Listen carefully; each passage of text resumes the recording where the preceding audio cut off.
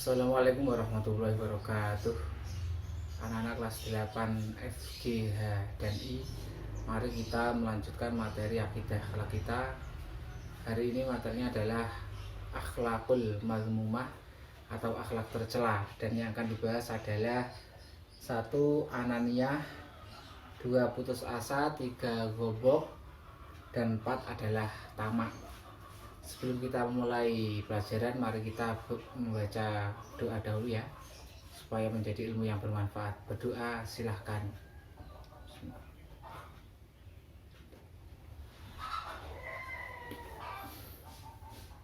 Di buku modul kalian sudah dijelaskan materi-materi yang ada di papan tulis, berada di halaman 28 ya. Yang pertama adalah ananiyah. Ananiyah itu berasal dari kata bahasa Arab ana. Ana itu artinya saya, aku. Ananiyah berarti sebangsa aku atau keakuan, yaitu adalah suatu sifat yang mementingkan diri sendiri dan kurang memperhatikan terhadap orang lain. Jadi ananiyah itu adalah sifat tercela. Ana, saya ya, dia sangat mengakui dirinya, jadi keakuan, atau biasa disebut dengan egois, mementingkan diri sendiri daripada kepentingan orang lain. Jadi kita itu hidup tidak sendiri, kita itu hidup di masyarakat bersama orang-orang keluarga di sekitar kita. Setiap hari kita selalu bersentuhan dengan mereka ya, pendapatnya berbeda-beda, pandangan orang itu berbeda-beda. Oleh karena itu kita tidak boleh memaksakan kehendak kita ini kepada orang lain. Berpendapat itu bebas, akan tapi kita harus memberikan suatu pendapat yang mana pendapat itu harus bisa dilakukan oleh semua orang. Jangan mengandalkan egois kita. Jadi kalau kita egois, harus pendapat saya yang dipakai, orang lain tidak bisa dipakai, itu namanya egois atau ananiyah, mementingkan diri sendiri daripada orang lain. Itu adalah sifat tercela yang harus kita jauhi. Di Al-Quran juga sudah ada di surat Luqman ya, surat Luqman ayat 18 itu, wala tamshi fil arabi maroha, dan janganlah kamu berjalan di muka bumi ini dengan angkuh ya. Jadi kita itu harus menghormati orang lain, saling menghormati, tidak boleh egois. Dampak egois sudah dijelaskan di situ, tidak disukai dalam pergaulan masyarakat, tidak ada yang simpati, menurunkan harga dirinya dalam masyarakat, terisolasir dari pergaulan. Itu adalah ananiyah, dampak buruknya. Nah, bagaimana supaya kita tidak mempunyai sifat ananiyah? Di modul sudah jelaskan itu, membiasakan diri untuk tidak marah ketika mendapat kritikan atau saran dari orang lain. Kita harus bisa saling memahami, melengkapi bahwa orang itu pandangannya berbeda-beda. Bisa mengendalikan diri kalau sedang bermusyawarah, belajar menghargai pendapat orang lain, belajar bertukar pikiran dengan orang lain. Itu adalah bagaimana cara kita supaya tidak egois, mementingkan diri sendiri. Karena nanti kalau kita egois, maka kita akan terisolasir, tidak disukai oleh masyarakat sekitar. Itu. Yang kedua adalah putus asa. Putus asa atau putus harapan. Jadi ini adalah perasaan putus asa itu timbul karena mengalami kegagalan. Kita sudah bersemangat mengerjakan sesuatu, terus hal itu gagal, kita tidak semangat lagi atau putus asa, putus harapan. Itu di dalam agama kita tidak diajarkan untuk berputus asa. Jadi rahmat Allah itu luas sekali. Allah itu maha pemurah lagi maha kasih sayang. Kita tidak perlu berputus asa bahwa suatu kegagalan itu pasti ada hikmah di balik peristiwa kegagalan itu. Jadi kalau kita sudah berusaha, berikhtiar, tawakal, kita berpasrah, hasilnya Allah yang menentukan, ya kita pasrahkan semua kepada Allah. Berhasil atau tidak itu urusannya Allah. Jadi kalau kita sudah berusaha, berdoa, itu kita sudah menjalankan apa yang diperintahkan oleh Allah. Jadi begitu ya. Berputus asa itu tidak baik. Di Al-Quran juga ada ya, dan janganlah kalian berputus asa, karena sesungguhnya berputus asa itu adalah perbuatan orang yang kafir. Tidak berputus asa kecuali orang yang kafir. Jadi putus asa, putus harapan itu termasuk sifat tercela, yang mana kita jangan sampai seperti itu. Cara untuk menghindari sifat putus asa adalah mengambil pelajaran dari setiap kita mengalami kegagalan. Jadi kita sudah belajar dengan sungguh-sungguh, tapi kok hasilnya masih kurang maksimal. Lah kita ambil pelajarannya. Oh, saya kurang begini, misalkan seperti itu. Kalau kita sudah maksimal, sudah berdoa, ya sudah, kita serahkan urusan kepada Allah. Kita pasrahkan supaya hati kita tenang, seperti itu. Menjauhkan diri dari pergaulan orang-orang yang mempunyai watak yang mudah putus asa. Kalau kita bergaul dengan orang yang suka putus asa, suka sambat, gitu ya, maka kita juga akan tertular sifat putus asa seperti itu. Mempunyai rasa optimis yang tinggi. Jadi kita itu harus berhusnudzon, berbaik sangka kepada Allah bahwa apa yang terjadi itu adalah dari Allah dan ada manfaatnya untuk kita. Senantiasa berdoa kepada Allah. Ya, ini kita harus selalu berdoa kepada Allah supaya dijauhkan dari sifat putus asa. Dampak negatif putus asa, kalau kita punya putus asa ya, satu, dibenci oleh Allah. Jadi Allah tidak suka orang yang berputus asa. Di Al-Quran sudah ada itu ya, wala tayasu min rauhillah innahu la yayasu min rauhillahi illal qaumul kafirun, itu ya. Tidak berputus asa kecuali orang yang kafir. Jadi Allah gak suka dengan orang yang berputus asa. Terus kita lanjutkan, apa yang menjadi tugas kita itu adalah tujuan daripada kita diciptakan. Kita hidup di dunia ini untuk beribadah. Jadi jangan sampai dengan adanya kegagalan kita lupa akan apa sih makna kita itu diciptakan. Kita diciptakan untuk menyembah Allah, menjalankan perintahnya, menjalankan apa yang diperintahkan Allah, menjauhi larangannya. Jadi jangan sampai kita berputus asa. Allah itu sangat luas sekali kasih dan sayangnya. Kita lanjutkan apa yang telah diperintahkan Allah. Kita terus berlanjut mengerjakan apa-apa yang telah diarahkan oleh Allah Subhanahu wa Ta'ala. Dampak negatifnya juga merasa tidak mempunyai kemampuan. Jadi pesimis. Kalau sudah putus asa, sudah nggak ada optimis, harapan, ya sudah jadi orang yang pesimis. Orang pesimis itu ya tidak yakin, nanti gimana ya, berhasil apa tidak. Lah itu ragu-ragu. Kita belum berjalan tapi sudah ragu-ragu. Yang penting kita sudah berjalan, ya sudah, itu aja, kita pasrahkan kepada Allah. Itu adalah dampak negatif dari putus asa.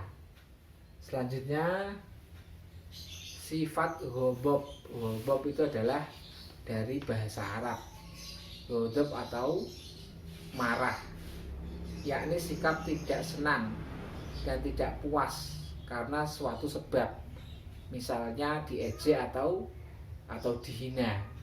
Ini ya, kita marah-marah, suka marah kalau diejek, dihina, kita tidak perlu marah-marah ya.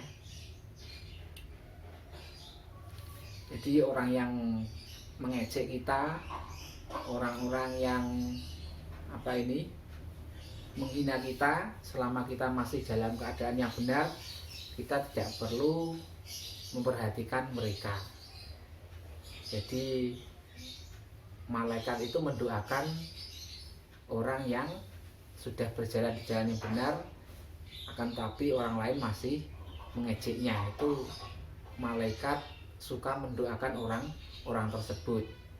Nabi Muhammad itu kalau berdakwah dihina, ya dimusuhi sampai mau dibunuh, itu Nabi Muhammad tetap sabar, tetap menjalankan apa yang harus dijalankan. Malah Nabi itu mendoakan yang mengejeknya.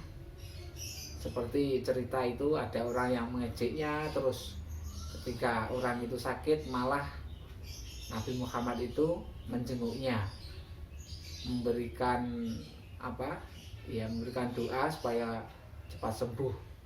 Itu Nabi Muhammad seperti itu. Jadi Nabi Muhammad itu tidak pernah godok, tidak pernah marah-marah, malah memberikan suatu kebaikan kepada orang yang menghina ataupun mengejeknya.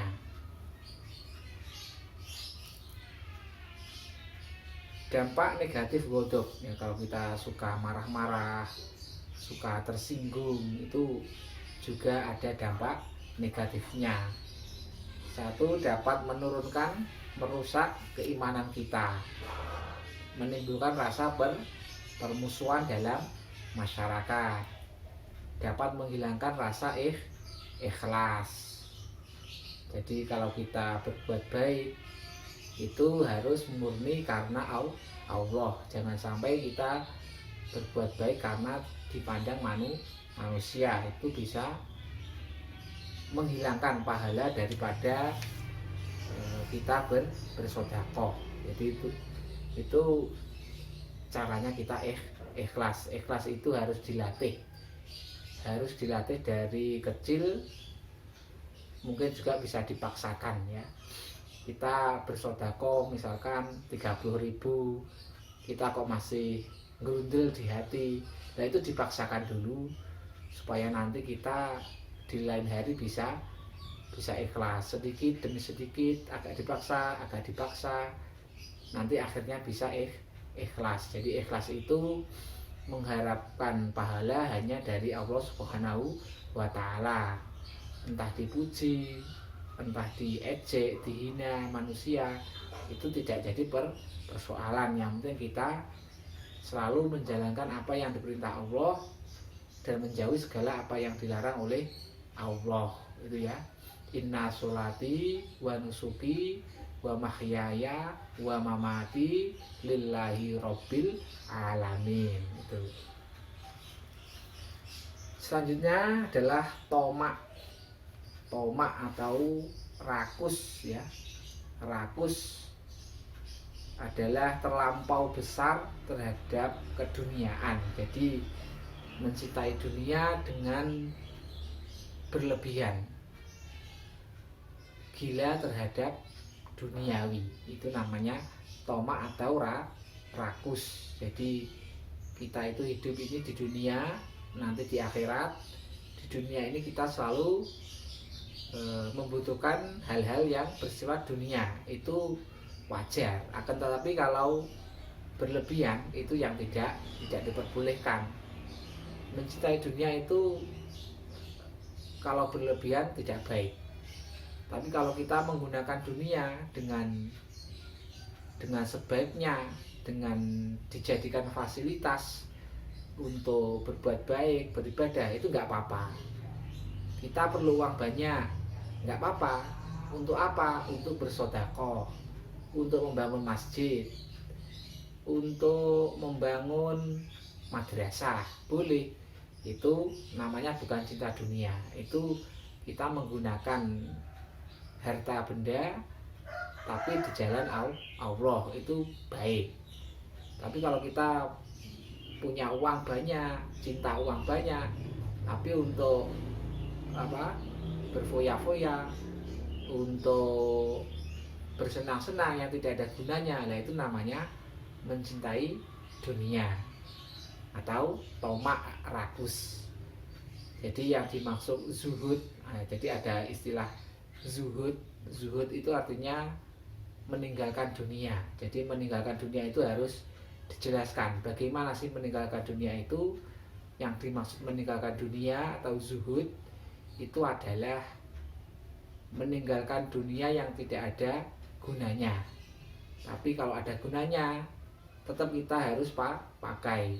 Kita perlu mobil, ya kita harus beli mobil, karena mobil itu berguna untuk misalkan mengangkut pasien, harus beli mobil. Jadi yang dimaksud zuhud itu ya menggunakan dunia dengan sebaik mungkin.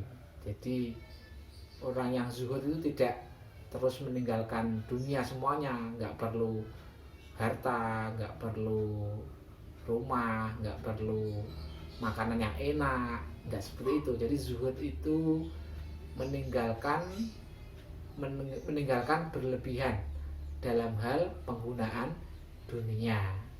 Kalau dunia itu dijadikan hal yang kurang baik, maka itu dinamakan tomak rakus tadi, karena berlebihan dalam menggunakan harta dunia. Tapi kalau harta dunia banyak digunakan untuk hal-hal yang positif di jalan Allah, itu baik, itu juga zuhud. Hartanya banyak, itu juga bisa disebut dengan zuhud.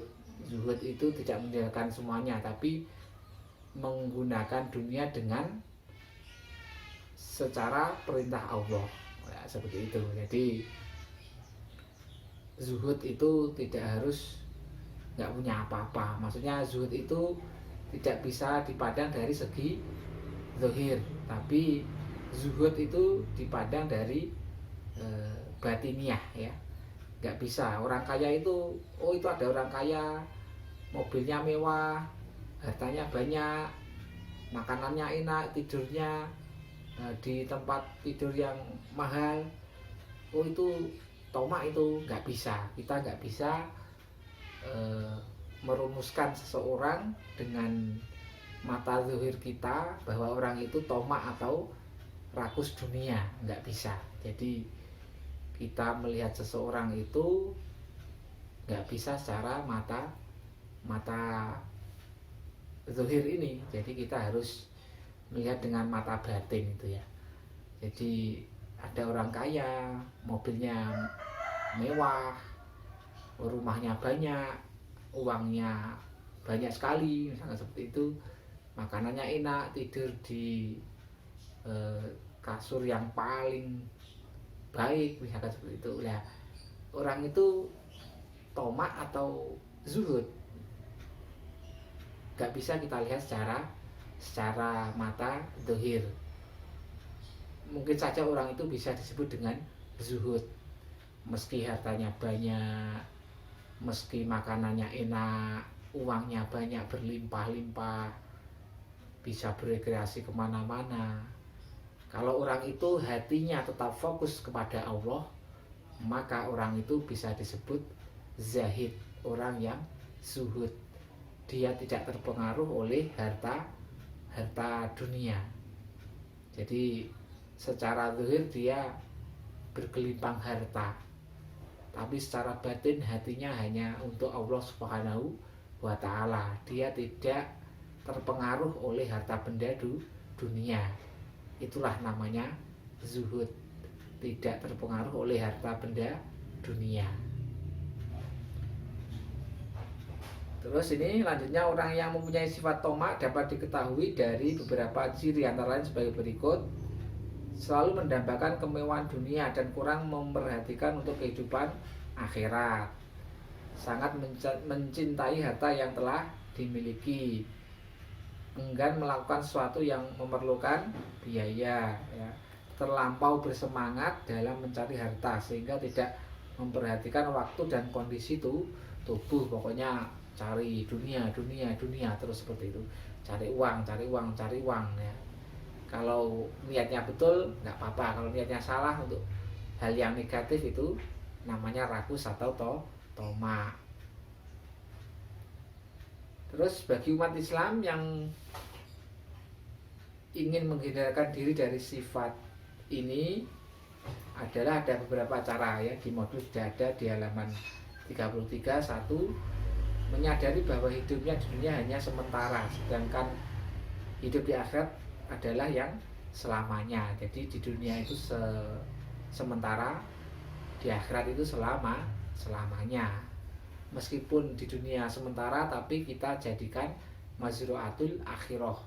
Dunia itu ladangnya untuk akhirat. Kita menanam di dunia dan nanti kita memanen di akhirat.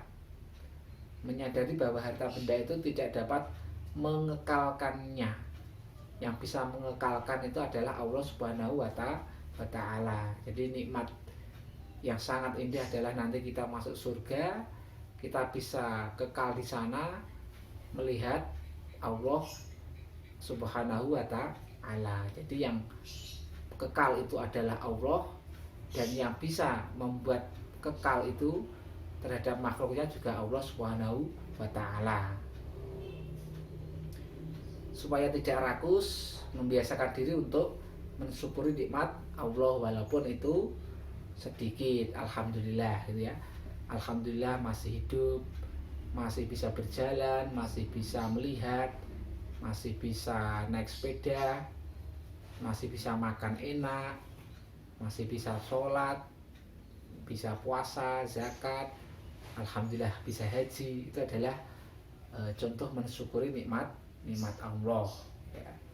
Jadi kita itu harus menyadari bahwa hidup kita ini asalnya dari Allah, dan nanti kita kembali juga kepada Allah. Demikian paparan singkat materi hari ini. Kalau belum paham bisa ditanyakan. Kalau ada kekurangan, tentunya ada kekurangan ya, saya mohon maaf. Kita akhiri dengan bacaan alhamdulillah. Semoga bisa menjadi ilmu yang bermanfaat. Alhamdulillahirabbil alamin. Assalamualaikum warahmatullahi wabarakatuh.